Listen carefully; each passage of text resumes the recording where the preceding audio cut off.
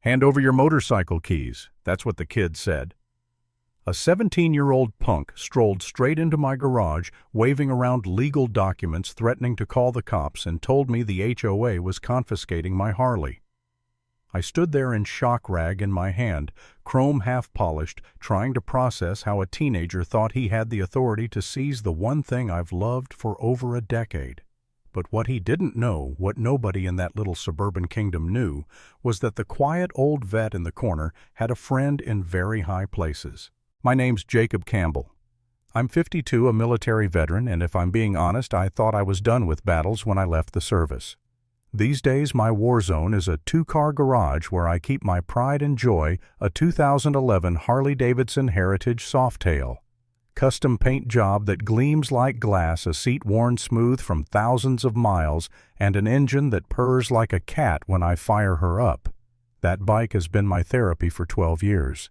Saturday mornings, coffee gone cold on the workbench while I polish chrome and breathe in the smell of motor oil that's peace to me. Or it was until Tyler Wright walked in. This kid didn't knock, didn't ask. He carried himself like he'd just stepped out of a courtroom, back straight, voice steady, a folder stuffed with highlighted documents.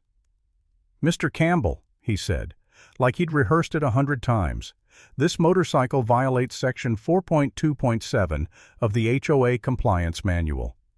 You have 24 hours to surrender it, or law enforcement will be involved." I laughed at first, thinking it was some stupid prank, but then he laid photos across my workbench.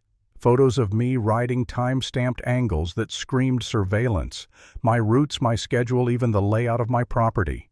It felt less like a teenager playing lawyer and more like someone building a case against me. I checked the HOA bylaws myself that night, scrolling through page after page.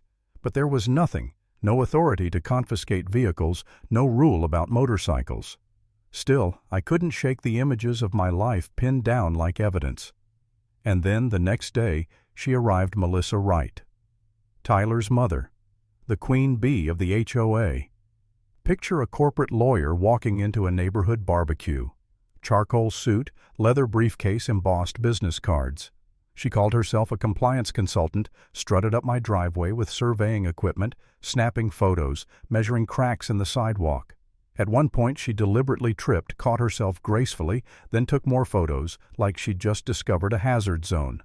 My gut screamed setup. When the cops showed up, led by Detective Walsh, I thought finally an adult would shut this circus down. He nodded along, asked about my service record.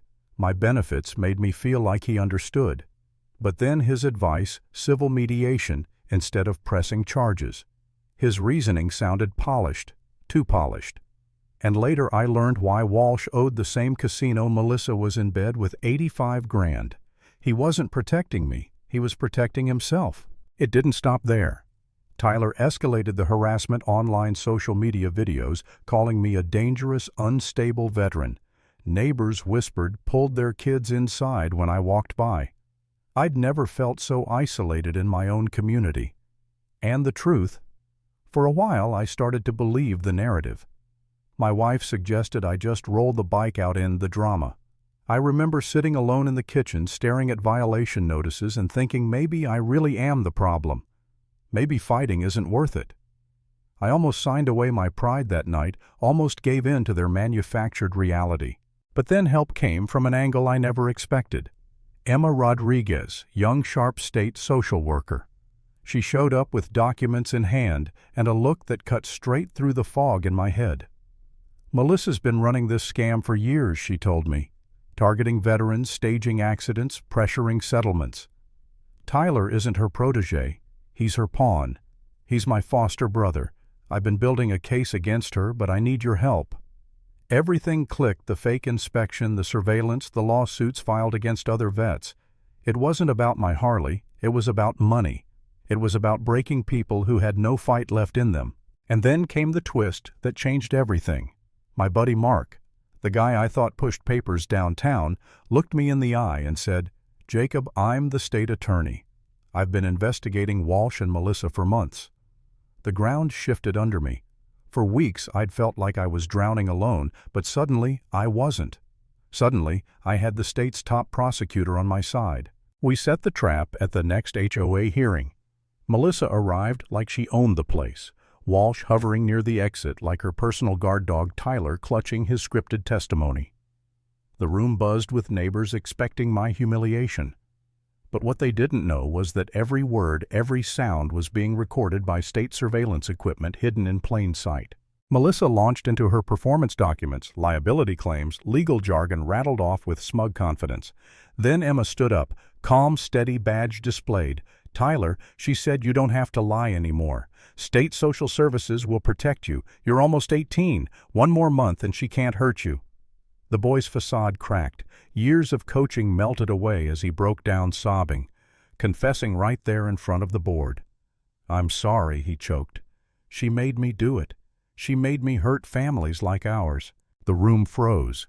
Melissa lunged to cut him off, but the wires caught every word. Walsh moved to intervene, and that's when Mark's team moved in. Handcuffs, badges flashing the works. The smug queen of HOA compliance suddenly reduced to a criminal in front of her own subjects. Walsh's face when his badge was yanked, betrayal, humiliation, fury. It was all there. The neighbors gasped, some whispering apologies, others staring at their shoes. The illusion shattered in seconds. I stood there, hands clenched, heart pounding louder than any Harley engine I'd ever revved. For weeks, I'd been the villain in their story. In that moment, the mask slipped, and the real villains were dragged out in cuffs. Melissa screamed about misunderstandings. Walsh shouted about deals he hadn't agreed to. Tyler wept in Emma's arms. And me, I just stood in silence. Finally vindicated, finally seen.